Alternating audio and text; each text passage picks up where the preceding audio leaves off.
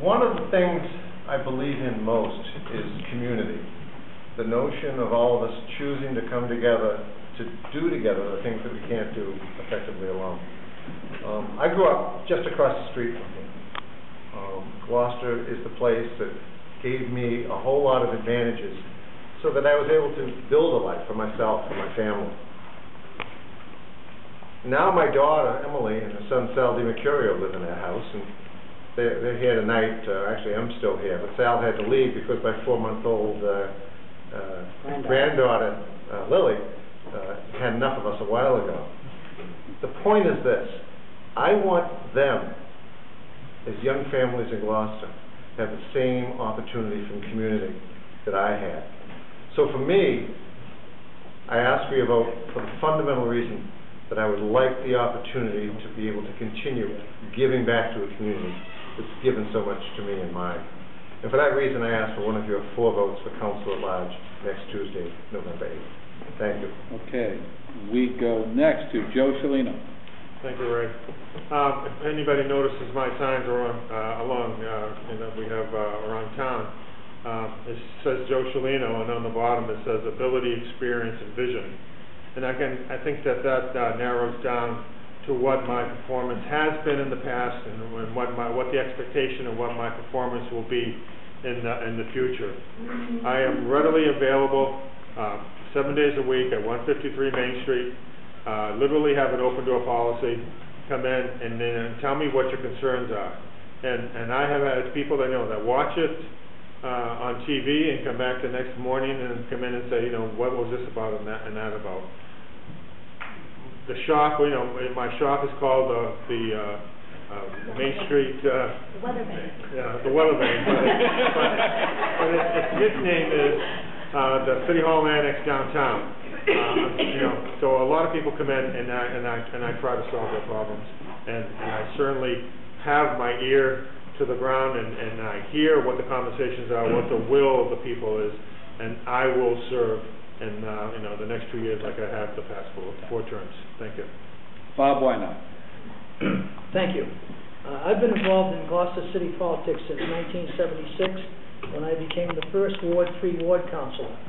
And we did a couple things in that term that I was very proud of. We beat Beverly and we brought Barry and Extrion into Gloucester. And they have employed a lot of people and paid a lot of taxes over those years.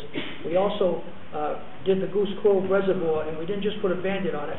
We expanded it to the point where we've never had a real water shortage in Gloucester since then. We might have delivery problems, but not water shortage. And as a councilor, I worked almost 3 terms now, and I'm looking for a 4th. City clerk, 17 years, so I've worked the system. I know how the system works, and I'll make it work for you. I'm a good listener. I will respond to you. When you call me, you may not get a yes, but you'll at least get an answer. So, Bob Whynott, I'm 4th on the ballot, first in your heart. It was so good. Mary Ellen Rose.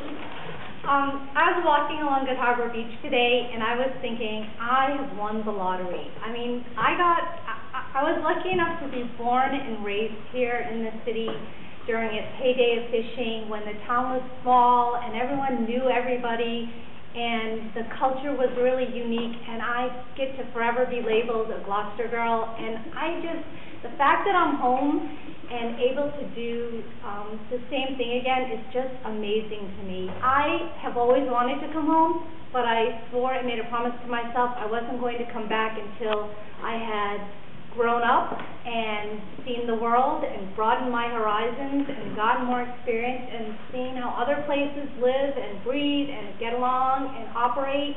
And I've done all that, and now I'm home and ready to give back to this community that I love, and I want to make it the same place it was for me, for my kids and my grandkids.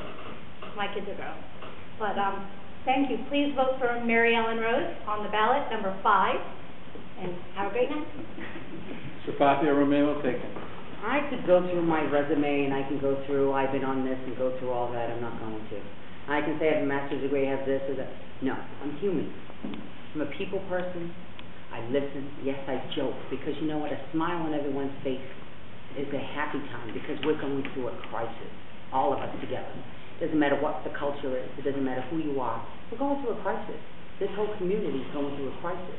And I want to make sure that when you talk to me, you can feel the family. You can know that I'm here, we joke, we smile, but it's going to get done. I can listen. I don't always have to bark. I can listen. And the fact is that, you know what, me and my family, we're really proud. I couldn't do what I could do without my sisters. My family is you. You are my family. We walk the streets, we volunteer, we do everything because this is we breathe and live Gloucester. I want to continue to breathe. There are changes. I was there with a little girl on the waterfront. I remember when my mother used to tell us down the you said you can get they used to call it the school of ice, the spaghetti strain, and get the fish. Where is it? So if it's going away, how do we make other things stay, and how do we become protective and protect Gloucester, the waterfront, and everyone else? Thank you. Larry Ingersoll. When I worked for the city, we always got a laugh out of decisions that the city made because they never seemed to make any sense. If there was a sensible solution, it seemed that the city never chose that route. I'd like to see some common sense be brought back to the decisions that are made, and I ask you to consider me for one of the seats for city councilor at large. I believe I could bring some fresh ideas to the table and a new face on the council, so please vote for Larry Ingersoll, #1 on the ballot for city councilor at large. And I'd also like to thank everyone tonight who attended and everyone who's watching this on cable. Well, how about a round of applause for all of us?